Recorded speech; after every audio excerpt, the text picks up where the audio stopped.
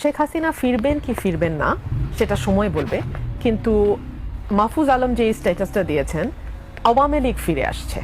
আমি যদি প্রশ্ন করি আওয়ামী লীগ ফিরে আসছে মানে কি আওয়ামী লীগ কি ছিল না? আওয়ামী লীগ ছিল, এবং আওয়ামী লীগ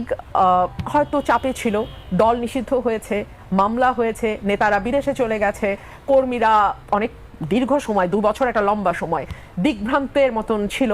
কিন্তু ছিল বাংলাদেশে। সে কারণেই আমরা দেখতে পাই যে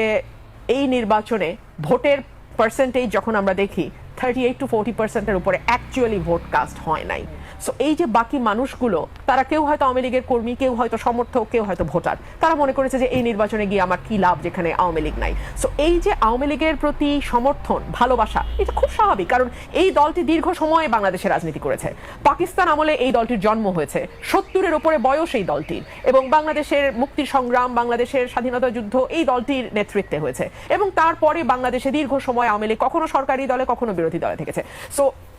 আওয়ামী লীগ চলে গেছে, আওয়ামী লীগ হারিয়ে গেছে কথাটি বললে কারো কারো হয়তো ভাল লাগবে, কেউ কেউ হয়তো এক ধরনের আত্মতৃপ্তিও পেতে পারেন, কিন্তু বাস্তবতা হলো আওয়ামী লীগ ছিল এবং আওয়ামী লীগ আছে। আমাদের যেই জায়গাটায় প্রশ্ন যে তাহলে ফিরে আসার কথা কেন বলা হচ্ছে, বা আসিফ নজরুল যেটা বললেন ফিরেছে তাদের দম্ভ, আপনি বললেন ঔদ্ধত্য, ধৃষ্টতা, ইত্যাদি ইত্যাদি। আমি যদি পাল্টা প্রশ্ন করি, যখন গত 17 মাস অন্তর্বর্তীকালীন সরকার এবং পরবর্তীতে 3 মাস